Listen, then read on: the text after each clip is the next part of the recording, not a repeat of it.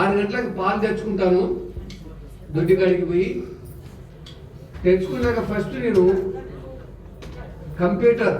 కంప్యూటర్లో టీవీ పెట్టుకొని మన మహనీయులు బహుజనులకు సంబంధించిన పాటలు పెట్టుకొని ఒక గంట సేపు వింటా.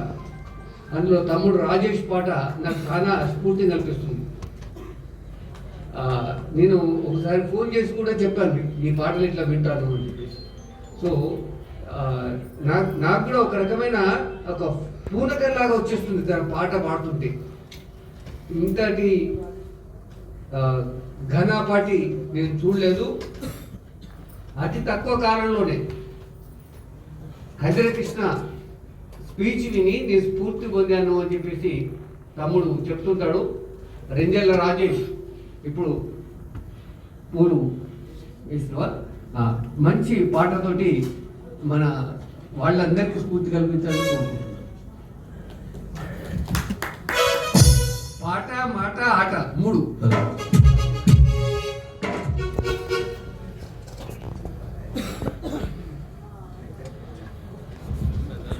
అందరికీ ఉద్యమ అభివందనాలు. మహనీయుల జాతర కార్యక్రమాన్ని ఏర్పాటు చేయడం సహజంగానే వర్ధిల్లాలి ఎస్సీ ఎస్టీ బీసీ మైనార్టీల ఐక్యత అనే నినాదాలు ఇస్తున్నటువంటి మనకున్నటువంటి సహజ సిద్ధమైనటువంటి లక్షణం ఏంటంటే మనకున్న జ్ఞానం మేధస్సు మనని అనగదొక్కే వాడికి ఉపయోగపడుతుంది, కానీ మనను అందరం ఎక్కించే వాళ్ళకు ఇప్పటివరకు కూడా ఉపయోగపడలేదు మిత్రులారా. అంటే తల్లి సావిత్రిబాయి, మహాత్మా జ్యోతిబా ఫులే, ఫాతిమా షేక్, డాక్టర్ బాబాసాహెబ్ అంబేద్కర్ గారు, రమాబాయి, సంత కబీర్ దాస్, సంత రవిదాస్, గాడిగే బాబా, ఐఎమ్ వెరీ సారీ నాకు ఆయన చార్వాకులు, ఆయన బుద్ధుడు కంటే ముందు కాబట్టి నేను గుర్తుపట్టలేకపోయాను, సారీ. బుద్ధుడు, ఛత్రపతి శివాజీ, సాహు మహారాజ్, నారాయణ గురు, మరి ద గ్రేట్ వారియర్ పెరియార్ గారు, ఆయన తర్వాత ఎవరు, పెరియార్ రామస్వామి నాయకర్ సార్, రామ్ మనోహర్ లోహియా, తర్వాత బిపి మండల్ గారు, గౌరవనీయులు మరి కాళీశ్రామ్ గారు. అంటే ఇందాక నేను వస్తున్నప్పుడు బయట మాట్లాడుతున్నారు మనోళ్ళే, మహనీయుల జాతర అని చెప్పేసి మాట్లాడారు. ఒక 2 నిమిషం అంటే డైరెక్ట్ పాట అంటే టేప్ రికార్డ్ కాదు, ఎట్లయినా పడాలి. బయట వస్తుంటే మనోళ్ళు అంటున్నారు, అరే ఏందన్నా రాయేష్ అన్న మహనీయుల జాతర, మనోళ్ళందరూ బహుజనులంతా కలిసి ఒక చిన్న హాల్ కూడా నిండలేరు అని. మహనీయుల జాతర అంతమంది బహుజన సమాజానికి సంబంధించినటువంటి కార్యక్రమం జరుగుతుంటే మరి దాంట్లో మొత్తం కలిసి ఒక చిన్న హాల్ కూడా నిండలేరు. మరి ఏంది పరిస్థితి అంటే మన మేధస్సు లోపల మహనీయుల ఆలోచన కాకుండా ఇంకెవడో ఆలోచన ఎస్టాబ్లిష్ చేయబడ్డది కాబట్టి ఇది మన సభ అయినటువంటి ఇంగితమైన జ్ఞానం మన సమాజానికి లేదు కాబట్టి ఈ విషయంలో అవగాహన స్పష్టంగా మన సమాజానికి లేదు. నేను నిజంగా ప్రపంచంలో ఈ కార్యక్రమం పెట్టి ఆయన కరపత్రం పంపించిన తర్వాత ఐ వాజ్ రియల్లీ మెస్మరైజ్. నేను అసలు ఆశ్చర్యపోయాను, ఏంటి ఇది సాధ్యమవుతుందా? ఎస్సీలలోనే కొట్టుకుంటారు, బీసీల నుంచి మళ్ళీ ఓబీసీలు అని చెప్పి తీసుకొచ్చారు, తర్వాత ఎంబీసీలు అని చెప్పి తీసుకొచ్చారు. మరి అక్కడ ఉన్నటువంటి మహనీయులందరూ కూడా మనల్ని డివైడ్ అండ్ రూల్స్ పాలసీ నుంచి దూరంగా ఉండి మీరు అందరూ ఐకమత్యంగా ఉండి మీ ఓటు మీరు వేసుకొని మీరు రాజ్యం వెళ్ళేటట్టుగా తయారుగా బిడ్డ అని చెప్పి వాళ్ళు మాట్లాడుతుంటే దానికి విరుద్ధంగా ఈ దేశాన్ని పరిపాలిస్తున్నటువంటి రాజకీయ పార్టీలు మనల్ని ఇంకా ముక్కలుగా విభజిస్తుంటే మరి ఐక్యత సాధ్యమవుతుందా? ఏదేమైనప్పటికీ కూడా నేను వెళ్ళి చూస్తా ఆ కార్యక్రమానికి. వీలైతే 4 మాటలు నేను ఉచితంగా వారందరికీ అందించే ప్రయత్నం చేస్తా. Because it is my responsibility అనుకున్నా కాబట్టి నేను ఇక్కడ దాకా వచ్చాను మిత్రులారా. నిజంగా అన్న ఇట్ ఈస్ వెరీ, మీరందరూ కూడా నేను చాలా చిన్నవాడిని, మీ తమ్ముడిని, మీ బిడ్డ లాంటి వాడిని, నాకు పెద్దగా ఎక్స్పీరియన్స్ లేదు ఉద్యమాలలో. కాకపోతే రావడం రాకెట్ లాగా దూసుకొని వచ్చినా కానీ నేను 2007 వరకు కూడా మహనీయుల ఆలోచన విధానం తెలియదు. ఐఎమ్ రియలైజ్డ్ 2007లోనే నాకు బాబాసాహెబ్ అంబేద్కర్, మహాత్మా జ్యోతిబా ఫులే గారి యొక్క సిద్ధాంతం గురించి తెలుసుకున్నా. అంటే మంచి ఆలోచనలు కూడా అవహేళనతోనే మొదలవుతాయి. పైన మనల్ని పరిపాలిస్తున్నటువంటి అగ్రవర్ణాలను పిలువబడుతున్న వాళ్ళందరికీ కూడా ఐక్యత ఉన్నది, మన లోపల ఐక్యత లేదు మిత్రులారా. కారణం ఏంటంటే నిజంగా మనం ఎలాంటి పరిస్థితులలో ఈ దేశంలో బ్రతుకుతున్నాం, ఇంత విభజించబడడానికి గల కారణం ఏంది, ఇంకా మనం ఈ దేశంలో మా వాటా మాకు కావాలనేటువంటి అడుక్కునే పరిస్థితిలో ఎందుకున్నాం అనే విషయాన్ని మన నాయకులని పిలువబడుతున్న వాళ్ళు స్పష్టం చేయకపోవడమే అందరికీ కూడా ప్రధానమైనటువంటి కారణం అని చెప్పక తప్పదు మిత్రులు. బాబాసాహెబ్ అంబేద్కర్ గారు భారత రాజ్యాంగంలో హక్కులు ఇచ్చిన తర్వాత ఒక మాట చెప్తారు, గుర్తుపెట్టుకోండి. ఎంతమంది బీసీ ఉన్నారో చేయలేపుతారో ఒకసారి ప్లీజ్, ఎవరేమనుకోవద్దు. నేను కూడా సగం బీసీనే, మా అమ్మ ముదిరాజ్.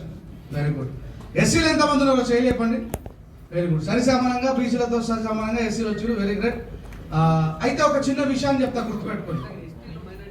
Yeah please. ఎస్టీలు ఎంతమంది ఉన్నారు? 0. మైనార్టీలు ఉంటే ఉన్నారా? Very good. Thank you very much భయ్యా, శుక్రియా. చేంజ్ ఉన్నారా? Very good, very good, super super, శుక్రియా సార్, షోయబ్ సార్. జీ ఒక మాట చెప్తా, గుర్తుపెట్టుకోండి. బాబాసాహెబ్ అంబేద్కర్ గారిని ఈ దేశంలో ఎంతసేపు ఆయన మానవాధికార నాయకుడు, ఎస్సీల నాయకుడు అని చెప్పి మాట్లాడుతున్న వాళ్ళు ఈ బీసీలలో చాలా మందికి బాబాసాహెబ్ అంబేద్కర్ గారు మా కోసం ఏం చేశారనేటువంటి ఒక విషయాన్ని నేను చాలా సందర్భాలలో ఆర్టికల్ 340 గురించి మాట్లాడుతూ స్పష్టం చేశానయ్యా.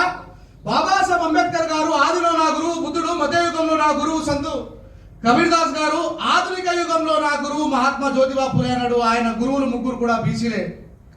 అందుకే ఈ దేశంలో రెక్కల కష్టం మీద బ్రతుకుతున్న వాళ్ళు బీసీలు బానిసత్వం నుంచి బయటపడితే ఈ దేశం యొక్క రాజ్యాధికారం వైపు వస్తారు. ఒకవేళ బీసీలు రాజ్యం వెళితే కింద కులాల యొక్క ఆలోచనని, బాధని, దుఃఖాన్ని ఆటోమేటిక్ వీళ్ళందరూ గుర్తెరుగుతారు. కాబట్టి ఈ దేశంలో బీసీలని రాజులు కాకుండా నిరంతరం అగ్రవర్ణాలు ప్రయత్నిస్తూనే ఉన్నాయి మిత్రులారా.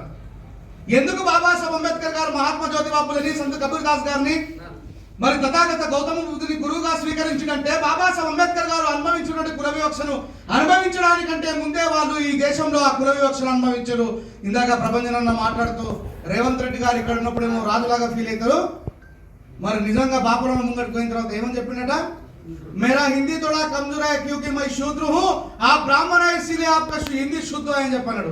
అంటే వీళ్ళ అర్థం ఏంటంటే మన దగ్గర ఉన్నప్పుడేమో మీసాలు తిడతారు, మీసాలు తిరగడం ముంగడిపోయినప్పుడేమో అయ్యా మేము శూద్రులం అని చెప్పి మాట్లాడతారు. ఎందుకంటే they knows what is the difference.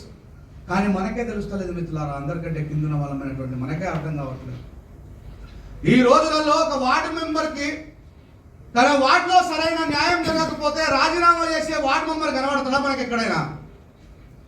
కానీ ఈ దేశానికి మొట్టమొదటి న్యాయశాఖ మంత్రి పదవిలో ఉన్న బాబాసాహెబ్ అంబేద్కర్ గారు స్త్రీలకు, బీసీలకు సరైనటువంటి న్యాయం చేయకపోతే ఈ న్యాయశాఖ మంత్రి పదవి నాకెందుకు, పార్లమెంటు లోపల ఉండి నేను కొట్లాడకపోతే ఇదే బీసీల కోసం పార్లమెంటు బయటకు పోయి, ఇదే స్త్రీల కోసం పార్లమెంటు బయటకు పోయి పోరాటం చేస్తారని బాబాసాహెబ్ అంబేద్కర్ గారు ఎంటికతో సమానంగా తృణప్రాయంగా ఆయనకున్నటువంటి ఆ అధికారాన్ని వదిలేశారు. అంటే ఒక విషయాన్ని స్పష్టంగా చెప్తా, అగ్రవర్ణాల రాజకీయ పార్టీలో ఉన్నటువంటి మనవాళ్ళు అని అనుకున్న వాళ్ళు ఎవరు కూడా మనవాళ్ళు కాదు. వాళ్ళంతా కూడా రాజకీయ బానిసలే. వాళ్ళ వల్ల మన జాతికి ఎప్పటికీ కూడా న్యాయం జరగదు. అందుకే మనలో ఉన్న చాలా మంది కూడా సొంత పార్టీలను పెట్టే ప్రయత్నం ఎందుకు చేస్తున్నారు? స్వయం నిర్ణయ అధికారం మనకే ఉండాలని చెప్పేసి. అవునా కాదా? మరి నిజంగా ఎస్సీలు ఉన్నారు, బీసీలు ఉన్నారు, లేరా? టీఆర్ఎస్ గవర్నమెంట్ లో ఉన్నారు, బీజేపీ గవర్నమెంట్ లో ఉన్నారు, కాంగ్రెస్ గవర్నమెంట్ లో ఉన్నారు, లేరా? మనోళ్ళు లేరా? వాళ్ళు ఎప్పుడు మనోళ్ళు అవుతారు? ఒకవేళ బీసీలు అందరూ కలిసి వీడు మావోడు అని గుర్తించి ఆయనకు సన్మాన సభ ఏర్పాటు చేసినప్పుడు ఒకసారి మనోళ్ళు అవుతారు, ఇంకొకసారి ఓట్లు అడుక్కోవడానికి వచ్చినప్పుడు నేను మీ కులప్పని అని చెప్పి మనోళ్ళు అవుతారు. ఒకటి గద్దెను ఎక్కడానికంటే ముందు మనోళ్ళు అవుతారు, రెండోది గద్దెనకి కిరీటం పెట్టుకునేటప్పుడు మనోళ్ళు అవుతారు. కానీ మన కష్ట సుఖాలలో వాళ్ళు మనోళ్ళు కాదు, వాళ్ళు అగ్రవర్ణాలు పెంచినటువంటి పెంపుడు కుక్కలు మాత్రమే. అందుకే మాన్య శ్రీ కాంశీరామ్ గారు సొంతగా పార్టీని పెట్టి ఆయన పార్టీలో చాలా మంది బీసీలకు, ఎస్సీలకు, ఎస్టీలకు, మైనార్టీలకు అవకాశం కల్పించారు. ఎందుకంటే సర్వాయి పాపన్న చెప్పినట్టు ఆయన చేసిన పోరాట ప్రకారం స్వయం నిర్ణయ అధికారం మన చేతిలో ఉన్నప్పుడు మాత్రమే మన పల్లెంలో కారం పువ్వ కావాలన్నా, బిర్యానీ కావాలన్నా, కనీసం పప్పు తిని బ్రతకాలన్నా అది మన చేతిలో ఉన్నప్పుడు మాత్రమే సాధ్యమవుతుంది. అది అవతలోడి చేతిలో ఉన్నప్పుడు మన దగ్గరికి ఇంత చిప్పలప్ప ఎప్పటికీ భోజనం రాదన్నటువంటి విషయాన్ని గుర్తెరిగి మన రాజ్యాధికారం కోసమే మన మహనీయులు పోరాటం చేశారు. అది ఛత్రపతి శివాజీ కావచ్చు, ఛత్రపతి సాహు మహారాజ్ కావచ్చు, ఇంకెవరైనా కావచ్చు. ఇందాక పెద్ద ఆయన మాట్లాడుతూ చెప్తుండే ఛత్రపతి సాహు మహారాజ్ గారు మనకు రిజర్వేషన్లు ప్రకటించారు. ఎస్, ఛత్రపతి సాహు మహారాజ్ గారి తదనంతరం ఏం జరిగింది మిత్రులారా? ఛత్రపతి సాహు మహారాజ్ గారి తదనంతరం మళ్ళీ తర్వాత రిజర్వేషన్ తీసేయాలనేటువంటి ఆలోచన చేస్తే రాజులు వస్తారు, అవకాశాలు కల్పిస్తారు, వాళ్ళు మరణాంతరం మళ్ళా అవకాశాలు కూడా వెళ్ళిపోతాయి. కానీ హక్కులను శాసనాలు చేసినటువంటి ఏకైక మహనీయుడు డాక్టర్ బాబాసాహెబ్ అంబేద్కర్ గారు. భారత రాజ్యాంగం ద్వారా అంబేద్కర్ గారు చనిపోయిన ఆయన ఏర్పాటు చేసిన శాసనం రద్దయిందా? ఎంతమంది రాజ్యాధికార పరిపాలన చేసినా ఆయన ఇచ్చినటువంటి రాజ్యాంగం ప్రకారమే కొనసాగుతుందా లేదా? కానీ ఎంతో మంది మన నాయకులు అరే ఓటు రావడానికి గల కారణం బాబాసాహెబ్ అంబేద్కర్ గారు, ఈ దేశంలో మహనీయులు మహాత్ములను పిలువబడుతున్న వాళ్ళందరూ కూడా మనల్ని అణిచివేసిండ్రు, పలానా వాళ్ళకు ఓటు ఉండద్దు అని చెప్పేసి వాళ్ళు పోరాటం చేసిరంటే మనోళ్ళందరూ కూడా వాళ్ళనే మహనీయులు మహాత్ములు అని చెప్పి ఫీల్ అవుతా ఉన్నారు. సో నేను ఏమంటున్నానంటే ఇలాంటి వర్క్షాప్లు చాలా జరగాలి, మనమందరం కూడా రావాలి. ఇది చాలా చిన్నది, ఇది బహుజన సభ కాదు.